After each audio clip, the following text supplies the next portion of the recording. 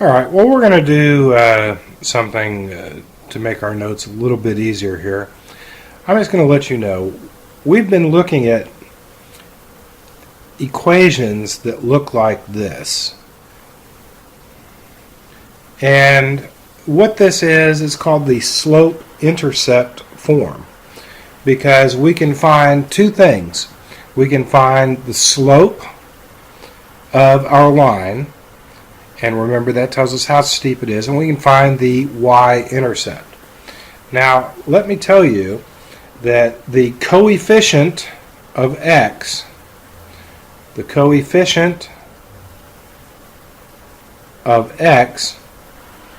is the m value, or slope.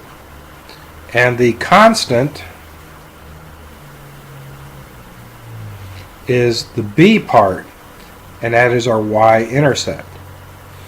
So if we look at number 1, what is the coefficient of x? Well, we don't see 1, so it's 1, because that's the same as saying 1x. The y-intercept, well, there isn't 1, so it's 0. On number 2, the coefficient of x, or the slope, the m value, is 2. And there is no constant, so it is 0. On number 3, the coefficient of x, right here, 0.5. And then the constant, or the y-intercept, is 5.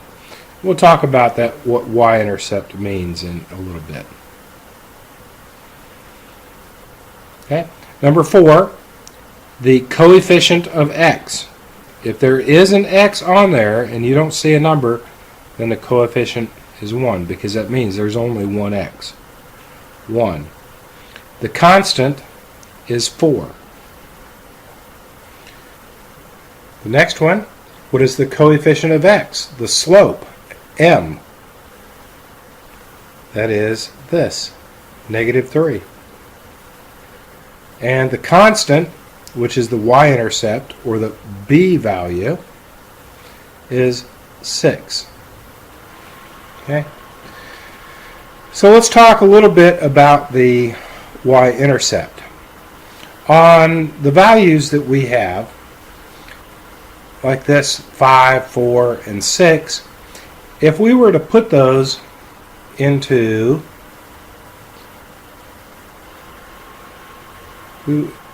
coordinate form, we would find they fall like this. Alright? And that's really the beginning point for graphing lines that are in slope-intercept form. But we'll get to that in a little bit. Alright. So, if we have this, y equals 2x plus b, y equals 2x plus b, I'd like you guys to get into the habit of putting m equals, b equals, and here we see that the m is right here, 2, and the b is here, 2x plus, that should be 3. Let me fix it for you. So, I was way ahead of myself on the b part. 2x plus 3, the b is 3. What that means is when I go to graph this, I know that I will have a point that is at 0, 3. And you'll see right here, we indeed have a point at 0, 3. Okay? The rate of change, the m, and if you want to remember slope, think of a mountain slope, m for mountain, slope, this tells us that it's positive, so that means it's increasing or going up, and it's going up at a rate of 2. So if I start here at 0, if I go over 1 on the x, I'm going to go up 2 on the y. You see I've done that. We will get more in depth on that later on. Let's go to the next page and let's start looking at some situations. Suppose the freshman class is planning a skating party to celebrate the beginning of football season. Your committee is in charge of finding a place to rent inline skates for a reasonable price. You get quotes from 2 companies. Rollaway Skates charges $5 per person. Wheelie Skates and Stuff charges $100 plus $3 per person. From this information, we will be able to determine which company to choose to keep the cost at a minimum. This problem can be solved by writing and graphing equations for each rental company. Alright, so let's talk about this. What is the independent variable? Well, I like to tell you that if you will look for each and per, you will usually find your independent variable. Well, here I have a per, here I have a per, and usually after each or per is your independent variable. So it's a person, or in this case it's going to be the number of people skating. So it's the number of people skating.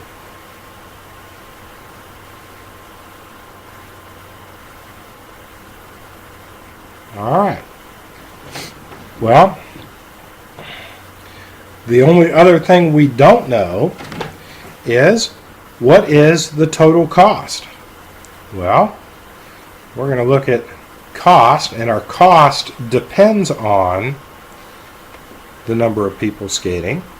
So I can say total cost is my independent variable. Alright. Now I want you to remember how we do this next part. You will do it over and over. Alright, I am going to use C for cost. My dependent variable C is, in this case, there is no initial fee, but it is $5 times our independent variable. So I'm looking. My dependent variable is my cost times my independent variable. I don't have any initial fee or one-time fee.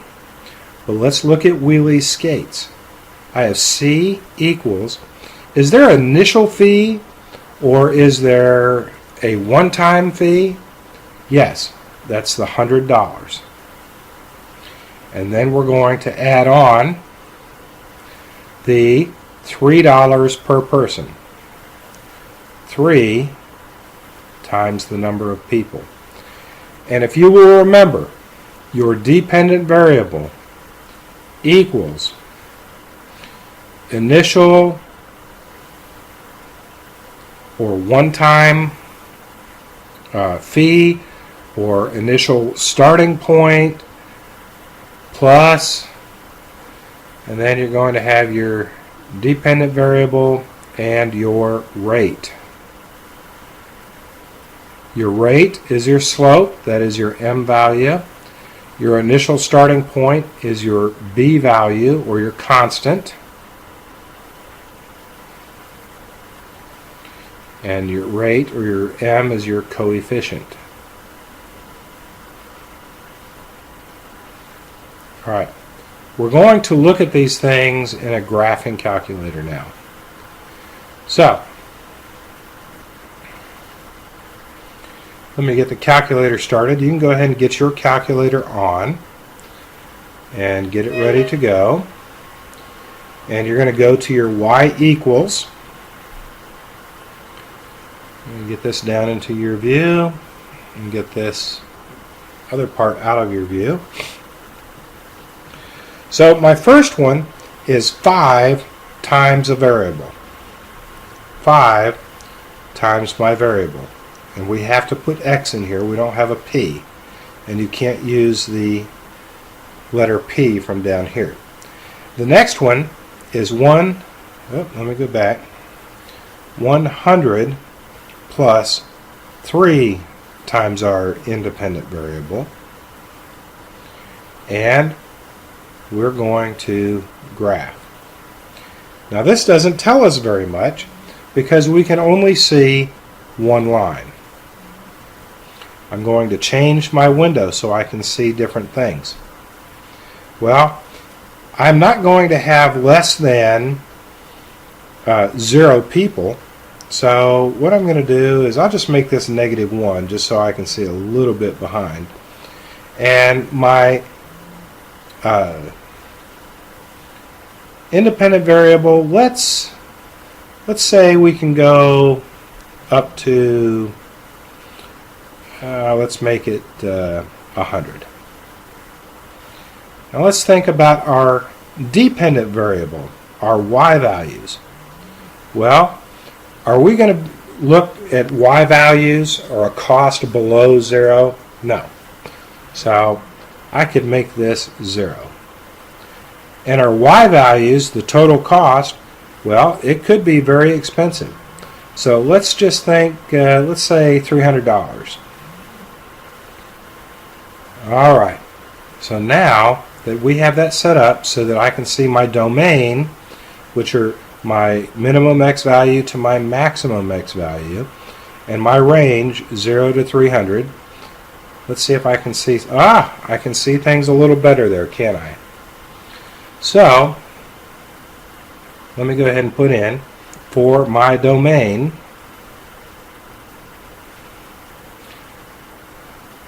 I put in 0 to 100. And for my range, I put in 0 to 300. I could put in maybe up to 500 because if I had 100 people going at $5 a person, that would be $500. But we're not quite there yet. So this says, in what situation is rollaway skates a better deal? So let's do this. Let's go to our table. And what we see is the y value here, y1, is the cost. Remember, y is the cost, the dependent variable. The cost for my first equation, y2 is my cost for the second equation. Well, look at this. At 0 people, it's definitely a better choice. And then let's scroll down and see, does it continue to be a better choice? Okay, well, look at that. All the way up to 100 people, it's a better choice.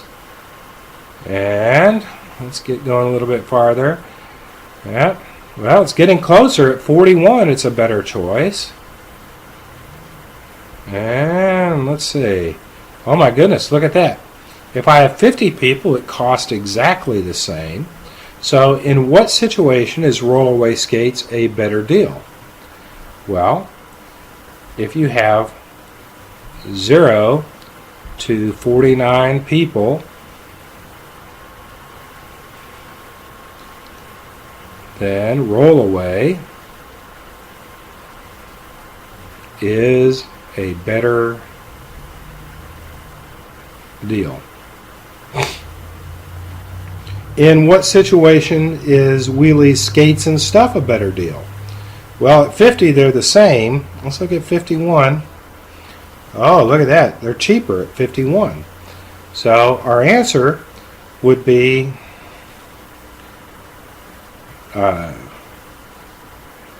it is a better deal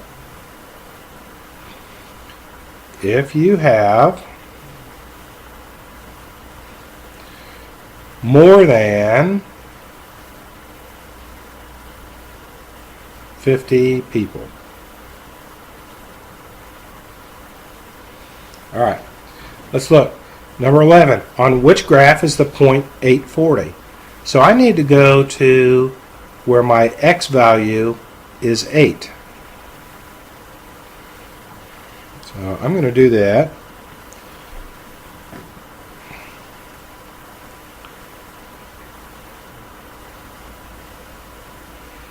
I'm going to scroll back up.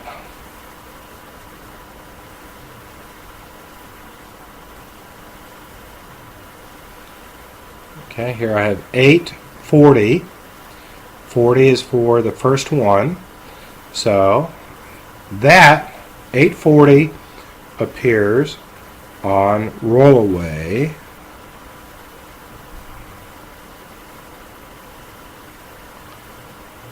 On Rollaway's graph.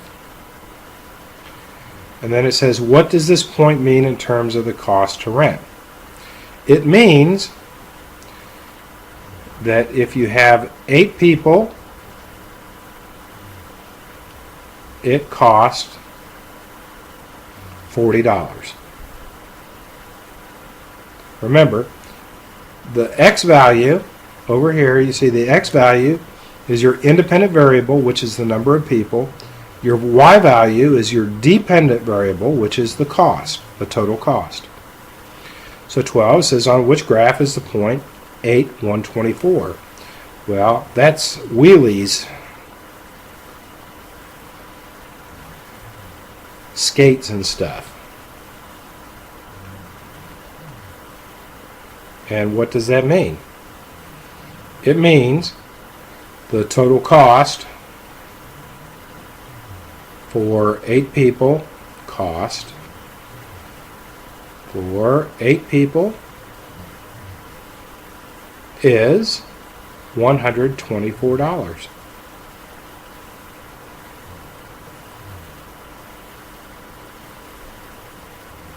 Let's move on. You can rewind if you're at home. Find the point of intersection of the two graphs. What does this point mean in terms of the cost to rent skates? Well, 2 ways we could do that. If you remember, and I'm just going to jump quickly to the place that we were at before, and I'm going to tell it 50, and then we're going to jump back to the table, but you can scroll. The point of intersection is where the two Y values are the same, and the X value is 50. So what this means is that at 50 people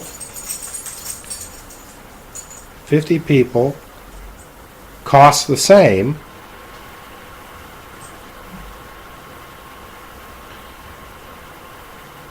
with either company.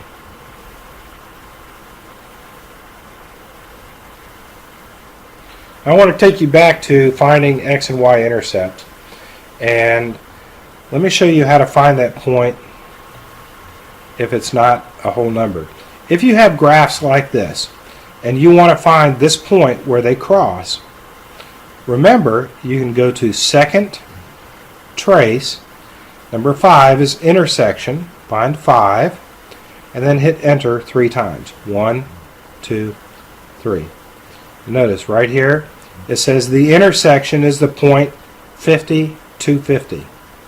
I could write that on my thing, 50, 250, as a coordinate, because that is the coordinate where the graphs cross. So it says find the y-intercepts for the equations that you graph. Well, remember, y-intercept is where x is 0. So we're trying to find what is this. Alright, let's go back to our table. Well, I'm going to go here. I'm going to go to table set. I'm going to tell it to start at 0. 0. And just tell it to go straight there. And I'm going to look here. So I have 0, 0 is one of my values. So I have 0, 0, and that's Rollaway. And then I have 0, 100, and that's for Wheelie's skates and stuff. And what does this mean? Well, for Rollaway it means it cost $0 for 0 skaters. At Wheelie's it means that it costs $100 for 0 skaters. So you see, this is the initial cost. If you remember, the initial cost was $100, and then you just added on to that for each of the people skating.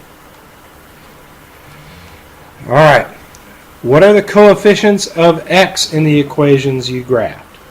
Okay, so for rollaway, if you look, rollaway, the coefficient was, it was 3, no, 5, excuse me, it was 5. So in rollaway, it's 5, and wheelies, it was 3.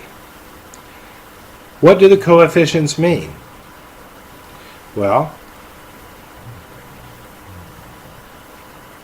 they represent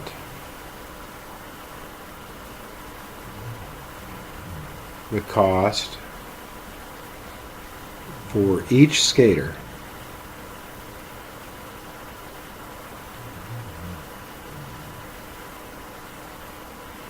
Look at that, there's that word, each.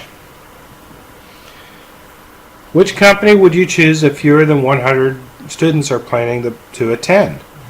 Well, to me, that's kind of a silly question, because if it's less than 50, so I'm going to put if less than 50, I'm going to go with rollaway.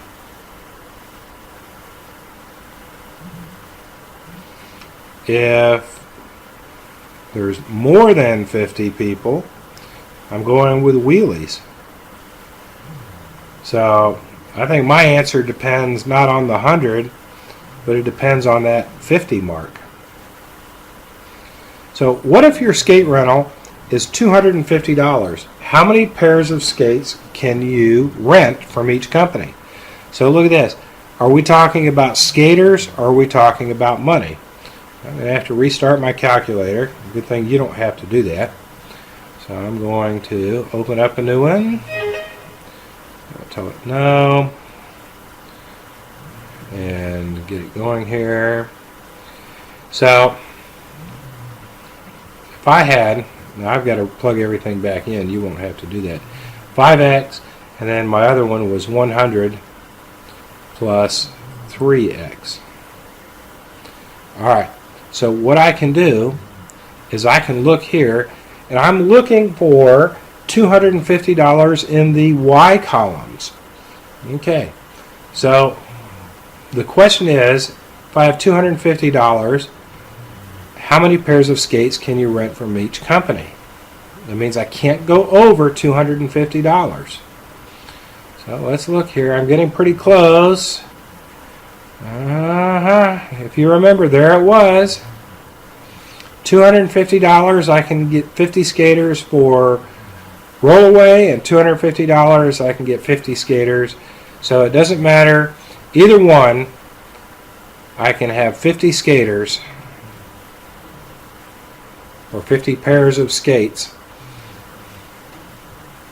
for $250.